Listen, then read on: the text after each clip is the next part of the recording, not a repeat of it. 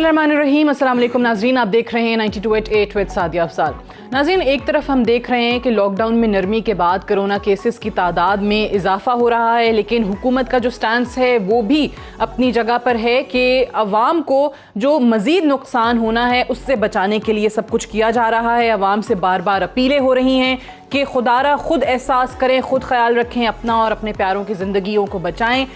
जो हुकूमत की तरफ से मज़ीद फ़ैसले किए गए उसमें हमने देखा कि फ़ज़ाई ऑपरेशन जो है उसको बहाल किया गया। उसके अलावा वज़ीर आज़म ने ख़ुद तमाम सूबों से दरख्वास्त की कि पब्लिक ट्रांसपोर्ट को खोल दें, नहीं तो आवाम को बहुत ज़्यादा नुकसान का सामना करना पड़ेगा। उसके बाद हमने देखा है कि पंजाब ने, सिंध ने, बलूचिस्तान ने और KPK ने ये ट्रांसपोर्ट जो है वो खोली, और सिंध ने भी ऐलान कर दिया है कि ईद के बाद ये ट्रांसपोर्ट खोल दी जाएगी। और कराची के ट्रांसपोर्टर्स भी जिस अंदाज में मैदान में आ गए और उन्होंने कहा क्योंकि दीगर सूबों ने ये सहूलत फराहम कर दी है तो सिंध में भी ये होनी चाहिए थी।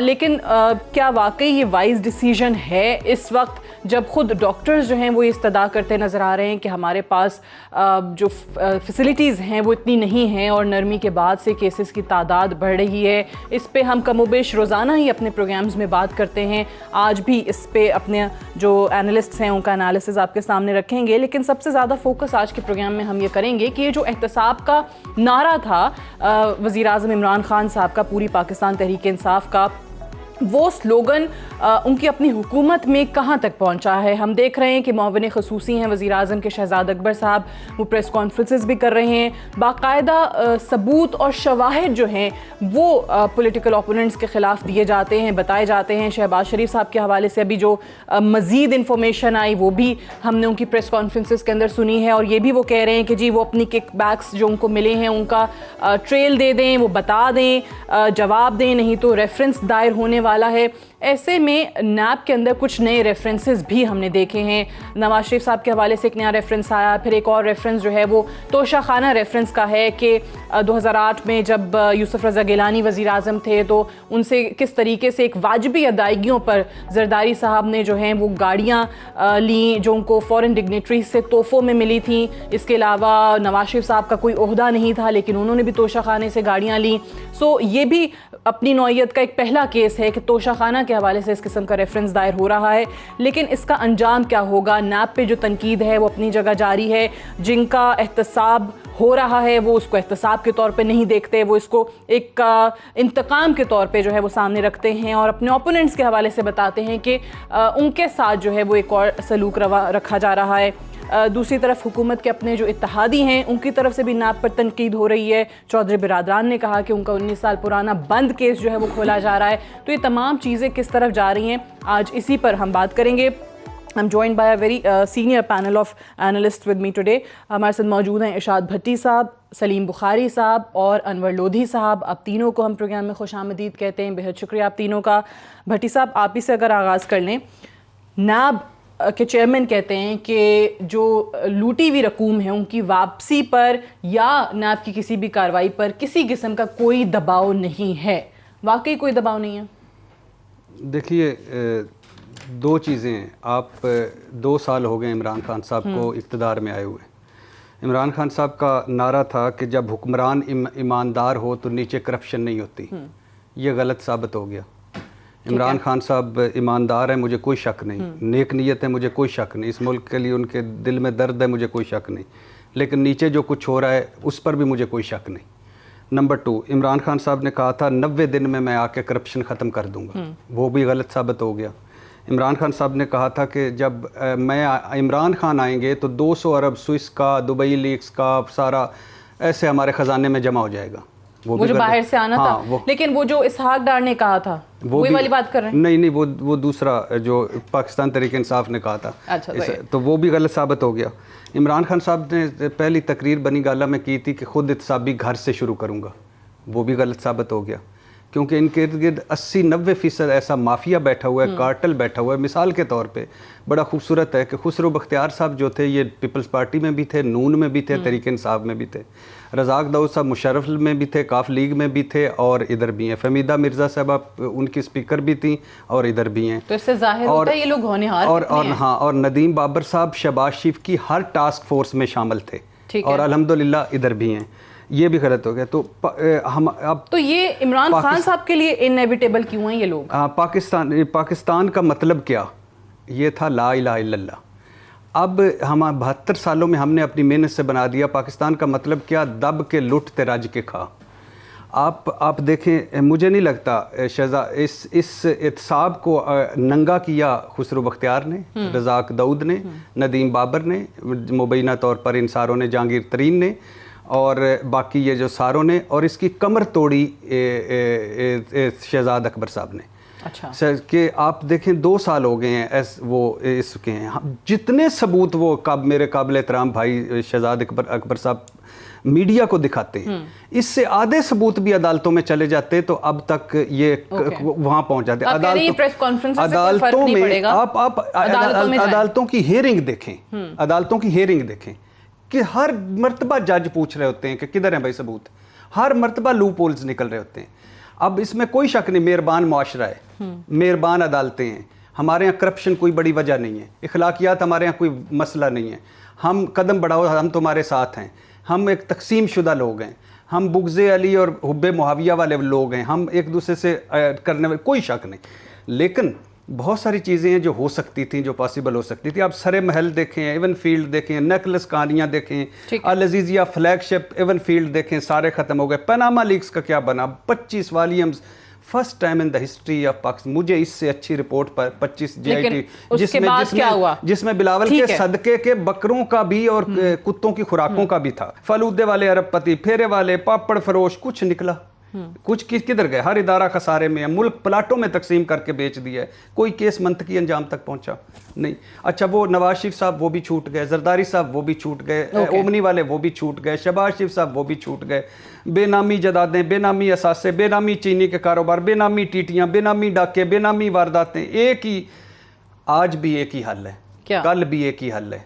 अब ये साबित हो गया है कि अकेला इमरान खान, पहले था ना एक ऊपर अकेला इमरान खान होगा तो नीचे सारा करप्शन नहीं होगी, लेकिन आप कह रहे हैं कि ऐसा नहीं है। मैं इसी पे जरा पहले सलीम बुखारी साहब का तज्जिया जानूं। अब साबित हो गया है कि ये इस निज़ाम, इस आइन, इस कानून और इस निज़ाम इंसाफ को, इस जो कोरोना ज़दा हो गया है, इसको 6 महीने के लिए क्वारंटीन कैंप में रखें, सऊदी मॉडल अपनाएं, मैदे चीरें, पेट चीरें, उल्टा लटकाएं।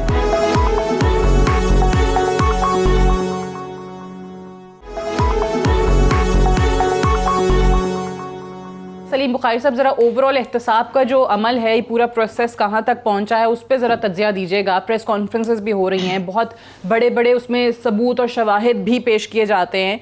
ये बात दुरुस्त है कि वो अदालतों के अंदर मामलात उस तरीके से नहीं जाते, या नैब में भी जो चीज़ें हम सुनते हैं कि बहुत बड़े बड़े रेफरेंस बन गए, ठोस शवाहिद इकट्ठे हो गए, फाइल्स की फाइल्स तैयार हो गई, लेकिन वो साबित नहीं हो पाते। नतीजतन जिन पे इल्ज़ाम लग रहा होता है या जो मुजरिम होते हैं, मुल्जिम होते हैं, वो अदालतों से छूट के बाहर आ जाते हैं।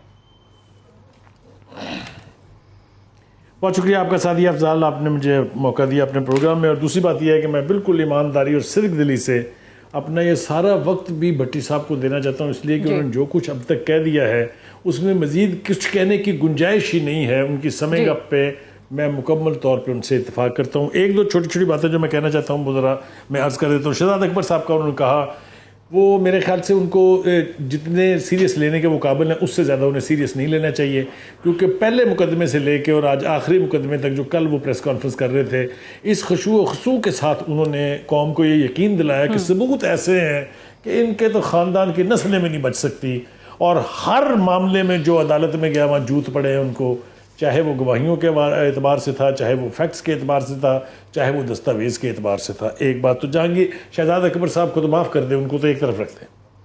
दूसरी बात, सबसे इम्पॉर्टेंट बात है इमरान खान के उस स्लोगन की जो इतना अट्रैक्टिव स्लोगन था कि पूरी कौम उनके साथ खड़ी हुई, इसके बारे में कोई दो राय नहीं है। जो 30 अक्टूबर को 2011 में लाहौर में जलसा हुआ था, वहाँ से चलने वाली गुफ्तगू फिर किस तरह वायरस की तरह से फैली और हर तबके के लोगों ने उनका साथ दिया, इसकी भी कोई पैरेलल मिसाल आपको पाकिस्तान की तारीख में नहीं मिलती। लिहाजा एवरीबडी ट्रस्टेड इमरान खान। जो गलती इमरान खान साहब ने सबसे बड़ी की वो ये कि ही वॉज अनफॉर्चुनेट कि उनको ट्रस्टेड लोग नहीं मिले जो उसके इस मिशन को मुकम्मल कर सकते। ना सिर्फ ये कि अच्छे लोग और ईमानदार लोग नहीं मिले, बल्कि जो मिले वो पहले वालों से बड़े वारदातिये थे, इसके बारे में कोई दो राय नहीं। अगर आप कहें तो मैं नाम लेके बता देता हूँ, अगर आप कहें तो मैं उन पर केसेस के हवाले से बता देता हूँ।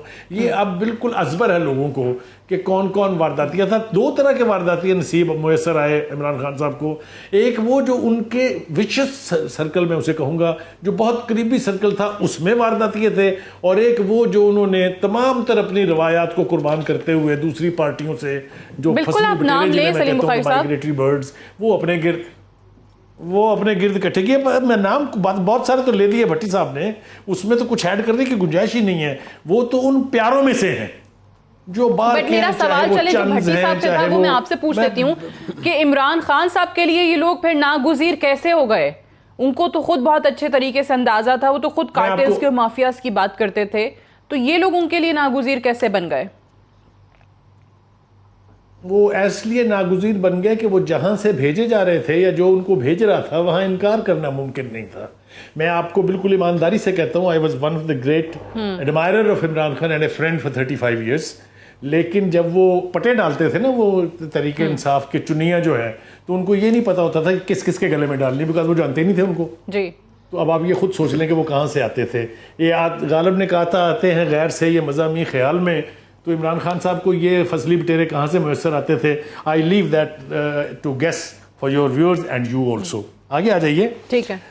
तो इमरान खान का सबसे बड़ा भरम ये टूटा उनके करीबी दोस्तों की वजह से कि जिस स्लोगन पर बेस करके उन्होंने ये काया पलट की थी, वो सारे की सारी ज़मीं बोस हो गई।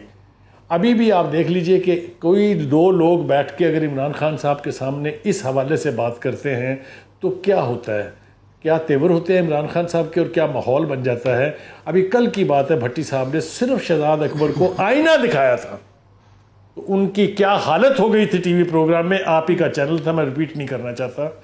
ये है उनकी सूरत हाल, इसलिए कि उनके पास इसको काउंटर करने के लिए या जवाब देने के लिए कुछ नहीं है। ये होती है किसी भी रिजीम की, किसी ओके, मैं अनवर लोधी साहब का भी जरा तजिया इस पे जान लूं। ठीक है, आप कह रहे हैं कि ये चीजें अनवर लोधी साहब जो नज़र आ रही हैं, प्रेस कॉन्फ्रेंसेस हो रही हैं शहजाद अकबर साहब की तरफ से भी, सबूत बताए जाते हैं, मीडिया में बताया जाता है, लेकिन वो चीज़ें फिर साबित नहीं हो पाती हैं। ये जो एहतसाब का पूरा अमल है, जो वज़ीर आज़म का नारा था, इसको कितना धचका लगाया आपकी नज़र में? और फिर शहजाद अकबर साहब खुद, आपको याद होगा कि कल से पिछली जो प्रेस कॉन्फ्रेंस थी उसमें उन्होंने ये माना कि एहतसाब के अमल के अंदर कुछ रुकावटें हैं। तो इतने सबूत, इतने शवाहिद होने के बावजूद भी वो चीज़ें साबित ना हो पाना, आखिर ऐसे कौन से हर्डल्स हैं, क्या रुकावटें हैं? बिस्मिल्लाहिर्रहमानिर्रहीम। सबसे पहले तो सादिया मैं ये कहूँगा कि इमरान खान साहब की नीयत पे शक करना कि वो एहतसाब के मामले में संजीदा नहीं है, मैं इससे इत्तेफाक नहीं करता।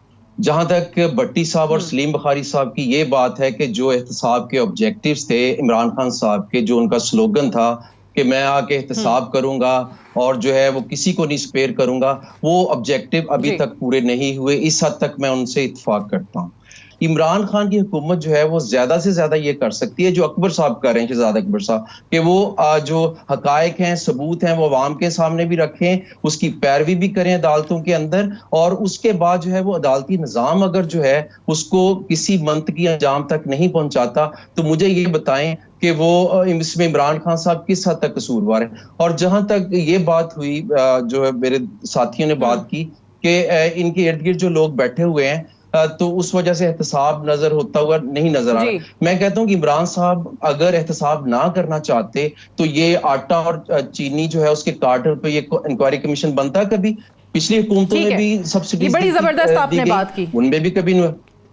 तो अच्छा, उनकी ये आपने बड़ी अच्छी बात की, क्योंकि यहाँ पर कोई भी इमरान खान की नीयत पे शक नहीं कर रहा, बिल्कुल नहीं कर रहा। लोधी साहब आप बिल्कुल सही कह रहे हैं कि इमरान खान साहब एहतसाब चाहते हैं, लेकिन आई थिंक आप भी उन्हीं बातों से एग्री कर रहे हैं जो पहले हुई कि एक तो लोग उनके साथ ऐसे बैठे हुए हैं जो कि पिछली हुकूमतों का भी या स्टेटस को का भी हिस्सा रहे हैं किसी ना किसी तरीके से, तो आपको लगता है वहाँ पर दबाव है। दूसरा, आपने कहा कि अदालती निज़ाम की वजह से भी कुछ रुकावटें और दुश्वारियाँ हैं। बुखारी साहब भी कुछ कहना चाह रहे थे, मैं ब्रेक से वापस आके इरशाद भट्टी साहब ने जो बात की और अनवर लोधी साहब का उस पर थोड़ा डिफरेंस ऑफ ओपिनियन था कि वो जो सऊदी मॉडल की बात हो रही है वो हो सकता है, नहीं हो सकता, एक डेमोक्रेसी है, किस तरीके से वो चीज़ की जा सकती है। मज़ीद बात करते हैं एक वक्फे के बाद।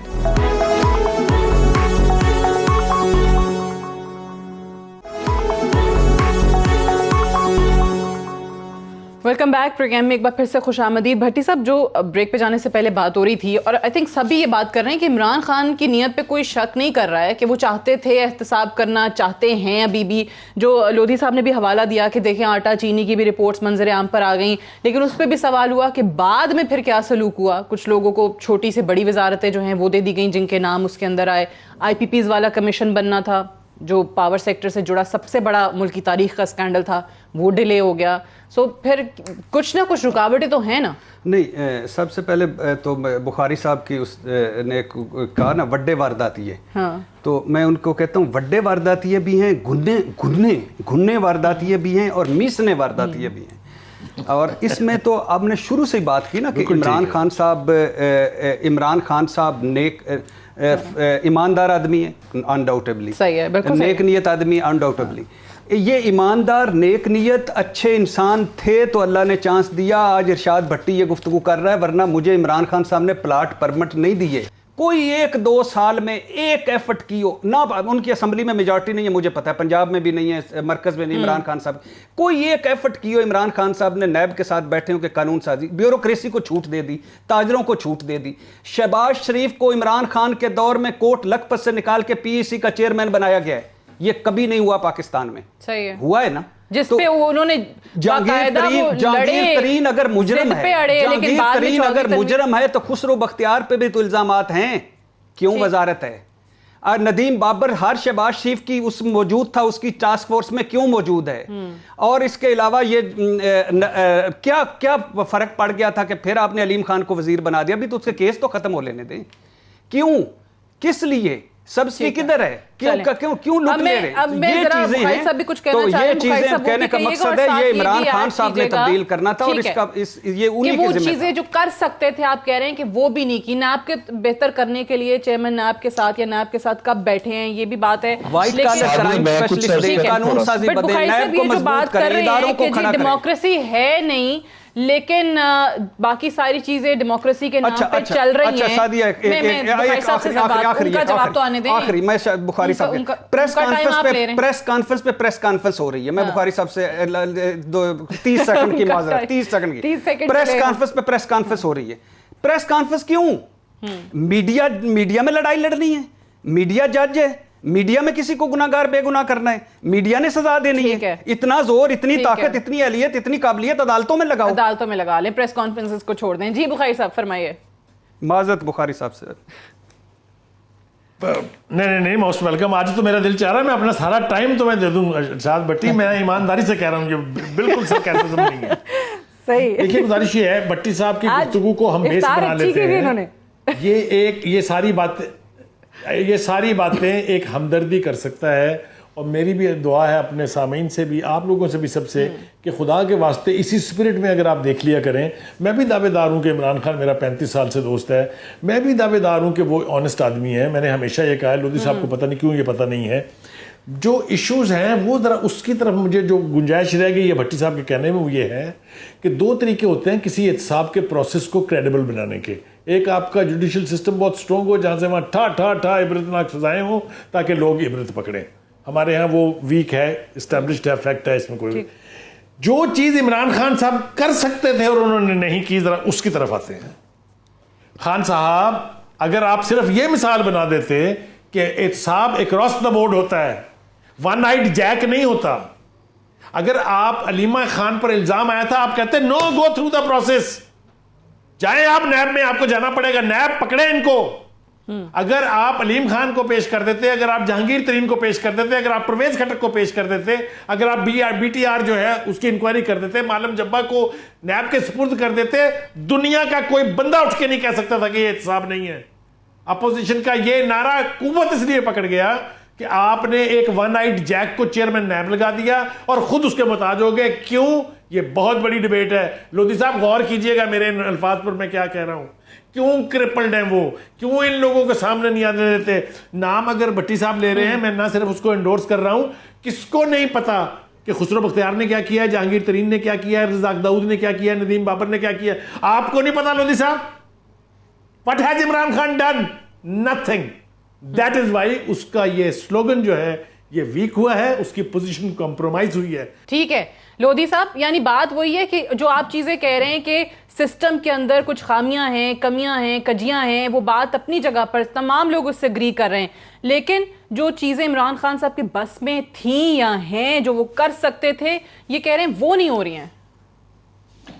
इमरान खान साहब का कितना बस है सादिया, इसका अंदाजा आप इससे लगा लें कि एक दफा जो है इमरान खान साहब ने तकरीर में कह दिया कि हमारी अदलिया जो है उसमें मुकदमात लटके रहते हैं। उसके बाद जो है वो जस्टिस खोसा साहब की तरफ से जो रिएक्शन आया, जो उन्होंने जवाब दिया, उससे आप अंदाजा लगा लें कि वो कितना डरे हुए इमरान खान साहब के सिस्टम को जो है वो किस तरह से वो टच करें, इसमें क्या तब्दीलियां। और दूसरी बात ये है कि ये क्रिटिसिज्म फिर एज ए प्राइम मिनिस्टर कुछ और कर लें काम वो। नहीं, मैं आपको बताता हूँ ना जी, बुखारी साहब सुने जरा कि भट्टी साहब ने कहा कि उन्होंने जितने केसेस गनवाए कि ये जो है रानी जो है सरगोदा की, उसको 19 साल बाद इंसाफ मिला, किसी को जो है 2 साल बाद मिला, किसी को 10 साल बाद मिला। ये तो एस्टेब्लिश हो चुका है कि हमारी जो अदालती निज़ाम है, निज़ाम इंसाफ है, उसके अंदर जो है वो प्रॉब्लम्स हैं, इश्यूज हैं। अब आ जाते हैं कि नीयत और कैपेसिटी। अब अगर आप इमरान खान साहब से ये सारा सिस्टम सही करवाना चाहते हैं तो हमें सबसे पहले तो ये देखना होगा कि उनके पास कैपेसिटी क्या है, मैनूवरेबिलिटी की जो सलाहियत है वो कितनी है। उनका हाल ये है कि उनकी अपनी हुकूमत जो है वो चंद वोटों पे खड़ी है। कभी मेंगल साहब नाराज, कभी MQM नाराज, कभी काफ लीग नाराज। पंजाब की तरफ आ जाएं, वहां पे जो है वो काफ लीग एक दफा फिर जो है वो इंडिपेंडेंट जो है उनके सहारों पे खड़ी है। वो इस इतने पावरफुल नहीं है कि वो रेवोल्यूशनरी चेंजेस जो है वो रातों रात खमीनी वाली वो नहीं हो सकती। भट्टी साहब और बुखारी साहब से मेरी दस्ता जो है वो गुजारिश है कि इस उनकी कैपेसिटी को भी देखें, फिर तनकीद करें। जितनी चाहते हैं वो तनकीद कर सकते हैं इमरान खान पे। इमरान खान साहब अगला इलेक्शन जीत के आ जाएं अपने आइडियोलॉजिकल वर्कर्स के साथ। तो आप वो कह रहे हैं कि ये कोई इंकलाब रेवोल्यूशन वाली सिचुएशन नहीं हो सकती है, ये ग्रेजुअल चेंजेस हैं। बुखारी साहब शायद आपकी बात पे कुछ कहना चाहते हैं। जी बुखारी साहब। जी अनवर भाई, मैं आपका बहुत मशकूर हूं कि आज आपने मुझे बताया कि इमरान खान साहब एक कंप्रोमाइज्ड प्राइम मिनिस्टर हैं। उनके साथ जितने लोग हैं वो सारे कंप्रोमाइज्ड हैं। मैं बहुत आपका एहसानमंद हूं, क्योंकि मैं कभी तसव्वुर भी नहीं कर सकता था कि इमरान खान साहब जो हैं वो उसी स्टेटस को के साथ कंप्रोमाइज़ करके प्राइम मिनिस्टर बनेंगे। पहली बात तो यह, मैं आपका बहुत मशकूर हूँ और मैं आपको पता नहीं कितनी हज़ार मरतबा कोट करूँगा इसके ऊपर अपनी राइटिंग्स में, अपने दोस्तों में बैठ के, because you have enlightened me today कि वो तो कंप्रोमाइज प्राइम मिनिस्टर है। पहली बात। लेकिन ये बुखारी और से सुनिएगा, जो इमरान खान कर सकते हैं, एक मिनट रुक जाए जरा, अब मुझे भी बात पूरी कर लेने दें। दूसरी बात मैं आपको बताऊं क्या कर सकता था इमरान खान। इमरान खान करप्ट वजीरों को निकाल सकता है, कोई रोक नहीं सकता उसको। इमरान खान करप्ट लोगों को सुपुर्द कर सकता है नैब के, कोई नहीं रोक सकता उसको। किस पे करप्शन यही कर लेते तो क्रेडिबिलिटी आसमान पे चली जाती। पहले सुन लेना जी, मैं और इरशाद भट्टी साहब क्या चीख चीख के क्या कह रहे हैं। ये थोड़ी कह रहे हैं कि इमरान खान को निकाल दें। हम तो वो बातें कर रहे हैं कि खान साहब ये कर लें, इससे शायद वो मिनारा फिर दोबारा खड़ा हो जाए जिसके ऊपर आप बैठ के तशरीफ लाए थे इक़्तिदार में। ठीक है। एक बात, last but not the least, देखिए उन्हें उनके बारे में जो परसेप्शंस हैं, जिसका मैंने इंतहाई आसानी से पावर दैट वी कह के जिक्र कर दिया है, उसको भी मैनेज करना पड़ेगा। आप हर चीज़ आंखें बंद करके किसी के इशारे या किसी के कहने पे करते रहेंगे तो आप हर गुजरते दिन के साथ अपनी पोजीशन और अपना इमेज जो है उसको बर्बाद करते जाते हैं। जी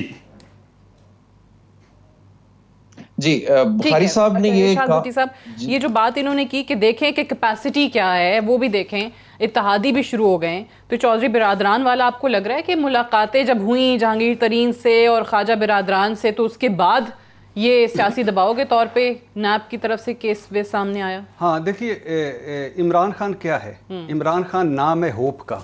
मैं समझता हूँ, बुखारी साब समझते हैं, ईमानदारी से समझते हैं और कसम बिल्कुल ठीक है, I agree with you, I agree with you सारों अनवर लोधी और हम और यकीन बिलीव करें कसम खुदा की, मैं रोज़ा रमज़ान है, पूरी कौम जितने भी सुन रहे हैं, यानी मुझे कोई हाउस ऑफ शरीफ से कोई ज़ाती दुश्मनी नहीं है। मैं मरियम का कोई राइवल नहीं हूँ कि उसकी जगह मैंने या बिलावल का हूँ। अल्लाह उनको लंबी ज़िंदगियाँ दें, वो बने। हमारा क्या था कि मेरे बच्चे जो हैं वो बिलावल और मरियम में ना खेलें। कोई ऐसा निज़ाम हो कि जिसमें मेरा बच्चा अस्पताल में जाए, उसको भी टीका मिल जाए और उनको भी मिल जाए। मेरा बच्चा जो है जिस नलके से पानी पिए उससे हेपेटाइटिस ना हो, और मेरे बच्चे को बाहर निकल के कोई छितर ना मारे, इंसाफ दे। इसके लिए किसने हमें होप दिलाई? इमरान खान। सही है, बिल्कुल सही। लेकिन मैंने खुसरो बख्तियार का मैं फैन नहीं हूं, मैं नदीम बाबर का फैन नहीं हूं, मैं 5 वजारतों वाले रजाक दाऊद का फैन नहीं हूं, जिसने सैनिटाइजर में मुबैना तौर पर खुद बना लिए, मेमन डैम का ठेका भी खुद ले लिया, जिसने एक्सपोर्ट और समरी भी खुद ले आया, जो सब्सिडी की भी रूए रवां निकला, जो सारों के मुबैना तौर पर सब कुछ कर, उसका मैं नहीं हूं। मैं इन लोगों को नहीं जानता ये। और ठीक है, कंप्रोमाइज कर लिया आपने, लेकिन एक आपकी एक रेड लाइन होती है। आप एक रेड लाइन खींच के उसके बाद कहते हैं यहां से इमरान खान वो शुरू होता है जो इरशाद भट्टी का इस 22 करोड़ का इमरान खान है, 1.5 करोड़ का कर लें जितने वोट लिए हैं। यहां वो है जो रजाक दाऊद। कितने कंप्रोमाइजेस करेंगे? आपने लास्ट कैबिनेट में भी इमरान खान साहब ने ये कहा, यही ना कहते तो मुझे फिर भी दुख नहीं कि खुसरो बख्तियार, नदीम बाबर और रजाक दाऊद अच्छे आदमी, इनका दिफा करें। कैसे अच्छे आदमी हैं? अगर ये अच्छे आदमी है तो जहांगीर तरीन बुरा आदमी कैसा है? अगर वो बुरा आदमी है तो ये अच्छे आदमी कैसे? कैबिनेट को उनको डिफेंड करने के लिए नहीं बोलना चाहिए। और फिर हफीज शेख वही, फिर वो उसके बाद बाकर साहब वही, फिर उसके बाद सानिया निश्तर वही, फिर उसके बाद आप बहुत अच्छा कर रहे हैं। आपने आटा बिजली पहली मर्तबा हुआ, पब्लिक की रिपोर्ट, आपने चीन की मदद से, चलो हमें वो आईपीपीज मुआहदे दोबारा नेगोशिएट हो जाए, ये भी काफी है। ठीक है, यानी वो उनके नाम नहीं सामने आते ना है, लेकिन आवाम का फायदा हो जाए, रीनेगोशिएट हो जाए। 5800 अरब का टीका हमें लग गया, इसके बाद ना लगे, मान लिया। लेकिन कुछ चीजें होती हैं जो इखलाकियात, जब आपकी इखलाकी कुव्वत नहीं रहती, उस वक्त इमरान खान, नवाज शरीफ, जरदारी एक हो जाते हैं। वो स्टेज आपको नजर आ रही है? अल्लाह ना करे कि वो आए। चलें, अल्लाह ना करे वो आए। एक ब्रेक ले लेते हैं, इसी नोट पे ब्रेक से वापस आके प्रोग्राम को आगे बढ़ाएंगे। Stay tuned.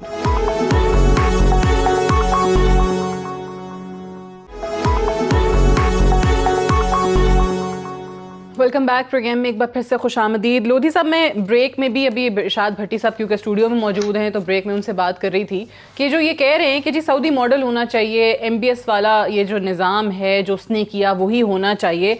आप बिल्कुल सही कह रहे थे कि जी डेमोक्रेसी है, फिर ऑब्वियसली उसका काउंटर आर्गूमेंट इरशाद भट्टी साहब ने भी आपको दिया और सही मिसालें दी कि एक कहने को तो बराए नाम एक डेमोक्रेसी नज़र आती है, लेकिन यहाँ पर आपको लग रहा है कि वो अशराफिया जो है वो इलीट है, सिर्फ उन्हीं के लिए तमाम तर सहूलियात और तमाम तर जो फैसिलिटीज़ हैं उन्हीं के लिए हैं, बाकी किसी को कुछ पूछा नहीं जा रहा। सो आपको नहीं लगता कि यस मुश्किल काम है, आप उसको कहेंगे कि जी गैर कानूनी है, गैर इखलाकी है, गैर आइनी है, और वो जो भी नाम देना चाहें, लेकिन इसके अलावा कोई और चारा नहीं है जिन्होंने मुल्क को लूटा है? नहीं, मैं ये समझता हूं, मेरी जो ओपिनियन है वो ये है कि इमरान खान साहब जो हैं वो जितना कुछ अपनी कैपेसिटी के अंदर कर सकते थे इस सिस्टम के अंदर रहते हुए, अपनी हुकूमत को बचाते हुए वो कर रहे हैं। तो उसमें जो है वो ये मैं दोबारा रिपीट करूंगा कि वो रेवोल्यूशनरी नहीं कर सकते, वो इंक्रीमेंटल होगा, थोड़ा थोड़ा होगा, जिसका उन्होंने आगाज कर दिया है कि पहली दफा जो है वो अपने सिटिंग जो वजीर हैं उनके खिलाफ जो है वो उन्होंने रिपोर्ट और इंक्वायरी जो है शुरू करवाई है। जब उसकी इंक्वायरी की हतमी जो है रिपोर्ट आ जाएगी तो उसके बाद जो है वो पता चलेगा कि इमरान खान साहब जो है वो अपनी काज जो एहतसाब की है उसमें कितने मुखलिस हैं। ये कहना कबल इस वक्त है कि वो जो है वो बिल्कुल अपना, लेकिन वो बात आप जो डिटेल्ड एक फोरेंसिक ऑडिट रिपोर्ट है वो आनी है, उसमें फिर मजीद 3 हफ्ते का डिले हो गया। तो जब 3 हफ्ते का डिले हुआ तो उसी से शकूक और शुबात लोगों के जहनों में आ गए कि अब ये इस मामले को टाला जा रहा है, नहीं आनी। और अगर इस तरह का डिसीजन लेना होता तो पहली बार में ही फिर खुसरो बख्तियार की वजारत एक उनको प्रमोशन ना दे दिया जाता, एक छोटी वजारत से बड़ी वजारत ना दे दी जाती। और बुखारी साहब भी ये बात कर रहे हैं कि फिर तो उसी टाइम उन वज़रा को फारिग कर देना चाहिए था काबीना से। नहीं जी, उस वक्त किस तरह से फारिग कर सकते थे? उस वक्त तो अभी तो कोई सिर्फ ये रिपोर्ट, इब्तदाई रिपोर्ट आई थी, अभी उसका फोरेंसिक जो है वो नहीं हुआ था, तो वो किस तरह से फारिग कर देते कि एक ही जो है वो यकमुश्ती वो कहते हैं जी ठीक है जी जाएं आप, जब तक वो साबित रीशफलिंग भी तो की। जी, रीशफलिंग जरूर की, लेकिन जिस वजारत में बैठे हुए वो असरअंदाज हुए थे जो चीनी और आटा के हवाले से जो सब्सिडी मिली है उस वजारत से उनको हटा दिया गया। मैं समझता हूँ कि ये अच्छी शुरुआत है और आप आगे चल के आप देखेंगे जिस तरह से इमरान खान साहब की कैपेसिटी जो है वो बढ़ेगी, उनकी हाथ मजबूत होंगे, वो इससे भी बड़े कदम उठाएंगे। अभी हमें जो है वो मायूस होने की जरूरत नहीं है। ठीक है, चलें अब बुखारी साहब इस पे बात करते हैं। इन्होंने कहा ना कि इमरान खान के जितनी सलाहियत है, जितनी कैपेसिटी है, उसमें रहते हुए वो हर मुमकिन चीज़ कर रहे हैं। अब कैपेसिटी बढ़ाने की ये बात कर रहे हैं, तो वो कैसे बढ़ेगी? वो उनके हाथ मजबूत कैसे होंगे कि जो उनका नैरेटिव था, या जो भट्टी साहब कह रहे हैं कि आवाम के लिए जो एक होप है वो इमरान खान साहब ही थे और उन्हीं पे सारी उम्मीदें वाबस्ता की थी, तो कैसे उनके हाथ मजबूत होंगे इस ज़िमन में? देखिए, पहली बात तो यह है कि एहतसाब की भी क्रेडिबिलिटी जो है वो बहुत ज़रूरी होती है, और इसी तरह जब आप कोई चीज़ रिपोर्ट करते हैं और उसके ऊपर जो फैक्ट आपके सामने आते हैं उसके ऊपर फौरी तौर पे अमल करना भी क्रेडिबिलिटी का हिस्सा है। ये जो रिपोर्ट है चीनी और आटे के क्राइसिस की, ये पहले एक कमीशन ने तैयार की, वो भेजी गई, तो इमरान खान साहब ने कहा कि नहीं, ये इसमें कुछ फ्लॉज हैं, इसको हम FIA को भेज रहे हैं। और कोइंसिडेंट कह लीजिए या जैसे भी कहा कि वो रिपोर्ट FIA को भेजने से पहले inspector general of police Wajid Zia साहब जो JIT बनाने के माहिर हैं, उनको पहले FIA में DG लगाया और फिर वो रिपोर्ट उनके पास भेज दी गई। वहाँ से भी वो रिपोर्ट होकर जब आई तो वो पूरी तरह से धुली हुई नहीं थी, लिहाजा कहा नहीं, इसका तो फोरेंसिक लेबॉर्ट्री में फोरेंसिक इन्वेस्टिगेशन होनी चाहिए, वहाँ चला गया। वहाँ से भी अभी वो आने वाली है तो एक और कमीशन बनाने की बातें हो रही हैं, और NAB भी अचानक जाग गया है कि मैं भी देखूंगा जी, इसमें सुना है करप्शन हुई है। ये जो ड्राई क्लीनिंग प्रोसेस शुरू हुआ है ना जी, इसमें इल्जामात नहीं है। लेट मी करेक्ट लोधी साहब, these are not allegations, this is a charge sheet. फलां ने इतने पैसे कमाए, फलां तारीख को डील हुई, फलां ने साइन किए, फलां ने इजाजत दी, दीज आर फैक्ट्स। इसकी कौन सी फोरेंसिक इन्वेस्टिगेशन हो रही है और क्यों हो रही है जी? तो एक बात तो ये है। दूसरी बात ये है कि हम बिल्कुल चाहते हैं कि वो उनको टाइम मिले, मगर टाइम मिलने के लिए जरा देखें हीरे और जवाहरात कैसे इकट्ठे किए उन्होंने। जनाब शेख रशीद साहब ने कल फरमाया कि 25 करोड़ लोगों ने टिकट खरीद लिए हैं। ये आप फेडरल मिनिस्टर का लेवल देखें जरा। अब आप उसके ऊपर आज एक शख्स ने कहा 29 अरब 24 करोड़ लोगों ने खरीद ली ट्रेनों की। एक मिनट जी, दूसरी बात सुना देता हूं आपको। हलीम आदल शेख ने कहा कि जनाब हम 29 अरब लोगों में पैसे तकसीम कर चुके हैं। ये हीरे जवाहरात जब तक उनके इर्द गिर्द रहेंगे उनका फोकस ही ठीक नहीं रह सकता। बेपना मिसालें हैं, पूरा सोशल मीडिया भरा पड़ा है। सही। अच्छा, last but not the least, देखिए मैं भट्टी साहब का कायल तो बहुत पुराना हूँ, लेकिन बखुदा मैं ईमानदारी से समझता हूँ कि जो उनकी गुफ्तगू मोइज़ पीरज़ादा के प्रोग्राम में हुई थी शहजाद अकबर साहब से, वो उन्हें खुद बैठ के आईने में अपने साथ करनी चाहिए। वहीं से रास्ता निकलेगा इस एहतसाब की क्रेडिबिलिटी का। सही है। ये आई थिंक वो शहबाज गिल साहब के साथ जो आपकी नोक झोंक हो गई थी प्रोग्राम में, उसका हवाला दे रहे हैं शहबाज गिल के साथ, शहजाद अकबर साहब की। ठीक है, अब इस पे जिक्र जो मौजू था वो शहजाद अकबर साहब की प्रेस कॉन्फ्रेंस ही थी।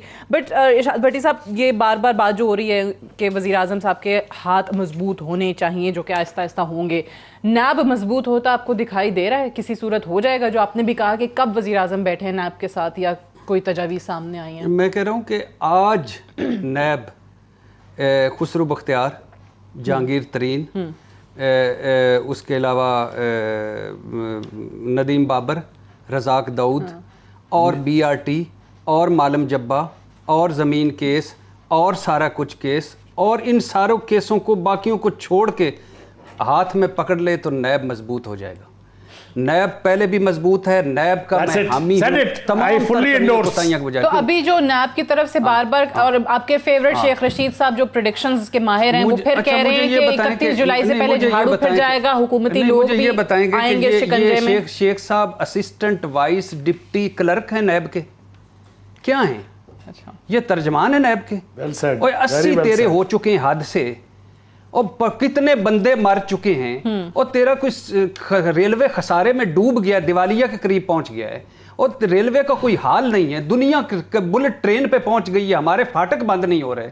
और खुदा का खौफ करो, हर चौथे दिन झाड़ू फिर जाएगा, हवाएं उड़ जाएंगी, ऊंचा चढ़ जाएगा, नीचे निकल जाएगा। खुदा का खौफ करो, जो काम तेरे जिम्मे लगाए। ये बददियांती है इस मुल्क की सबसे बड़ी। हसन निसार साहब एक जुमला कहते हैं, इखलाकी कैद। इखलाकी कैद वो होता है जो जिसके जिम्मे काम लगाया जाए वो ना करे, कोई और काम करे। तो ये अपना काम करो खुदा के लिए, किस चक्कर में पड़े हो नैब पर? या तो जाकर मुलाजमत कर लो। मैं चेयरमैन नैब से आज रिक्वेस्ट करता हूं शेख साहब को नौकरी दें।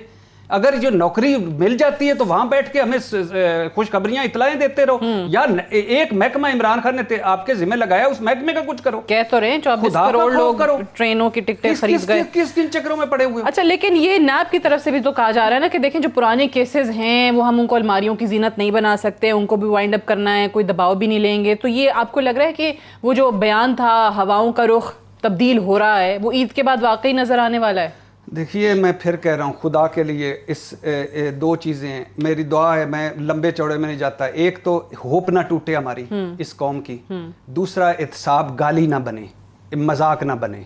लेकिन जिन लोगों ने एहतसाब का बेड़ा उठाया हुआ है ना, वो इसको पूरी कोशिश कर रहे हैं कि यह गाली बने और मजाक बने। और पूरी एक जो इमरान खान साहब के चहेते हैं, 5 प्यारे हैं, वो पूरी कोशिश कर रहे हैं कि इमरान खान की होप टूट जाए लोगों से और ये भी रवायती सियासतदान बन जाए।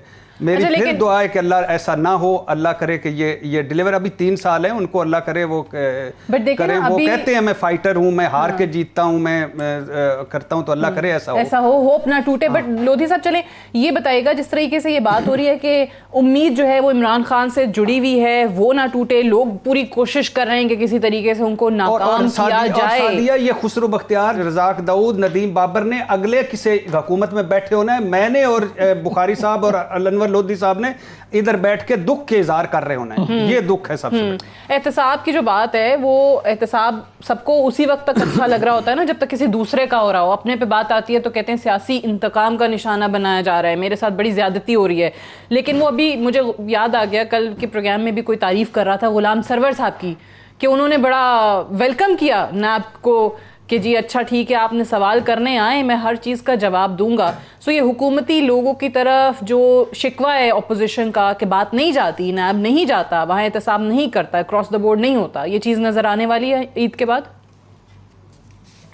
जी, लग तो यही रहा कि जिस तरह से शेख रशीद साहब हैं, अगरचे हम उनको मजाक में लेते हैं, लेकिन अक्सर जो है उनकी बातें ठीक साबित हो जाती हैं। मुझे ये लग रहा है कि जिस तरह से इतने सालों के बाद जो है चौधरी शुजात और चौधरी लोधी साहब, एक मैं अपने खर्चे से मिजार बना देता हूं, उस पर झंडा लगा देता हूं, उस पर उनको बिठा देता हूं ताकि ये इतलात देते रहे। रेलवे किसी अच्छे बंदे को दें, वो काम करे कोई नहीं, रेलवे का भी उनको काम करना चाहिए, लेकिन उनका जो सियासी कमेंट्स हैं वो इक्तदार में हो, वजीर हो, ना हो, लेकिन उनकी बहुत सी प्रेडिक्शंस जो हैं वो ठीक भी साबित हुई हैं। वो बड़े वेल इन्फॉर्म्ड। और लोधी साहब, ये हर साहब हुकूमत के वादा माफ गवाह हैं यार, खुदा के लिए। जी बिल्कुल होंगे, हर साहब का हुकूमत के वादा माफ गवाह हैं शेख रशीद साहब, वेल इन्फॉर्म्ड हैं बुखारी साहब। मैं तो उनकी जो क्रेडिबिलिटी को he is the most ill informed person, he is the most ill informed person. अच्छा, 3 बता दें लोधी साहब में से 4 भी जिनको सही साबित लेंगे।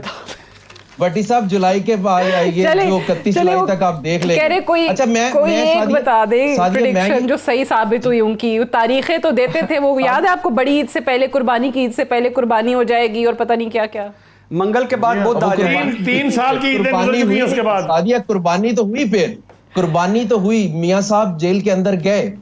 हाँ, लेकिन उनकी तारीफ अच्छा, मैं ये कहना माशाल्लाह मैं इमरान जी, मैं डिस्कशन की तरफ दोबारा आना चाह रहा हूं कि इमरान खान साहब जो है वो बार बार कहते हैं कि मैं अपना जो मिशन है, ऑब्जेक्टिव है, उस पे कंप्रोमाइज नहीं करता, उसके लिए कंप्रोमाइज करता हूं। मैं ये कह रहा हूं कि इमरान खान साहब का जो एहतसाब का नारा है, जो उनका मिशन है, वो उस पे अभी भी कायम है। कैपेसिटी उनके पास इस वक्त नहीं है, वो कैपेसिटी बिल्ड करेंगे। बिल्कुल सही है। और हम सभी इस प्रोग्राम में जितने मौजूद हैं, हम सभी ने इस उम्मीद का इजहार किया है कि अल्लाह करे वाकई ये सही साबित हो और इमरान खान साहब इस चीज पर कॉम्प्रोमाइज ना करें। I have to wind up him, unfortunately मेरे पास टाइम खत्म हो गया है। अनवर लोधी साहब, सलीम बुखारी साहब, इरशाद भट्टी साहब, आप तीनों का बेहद शुक्रिया। That's all for tonight. इजाजत दीजिए, खुदा हाफिज।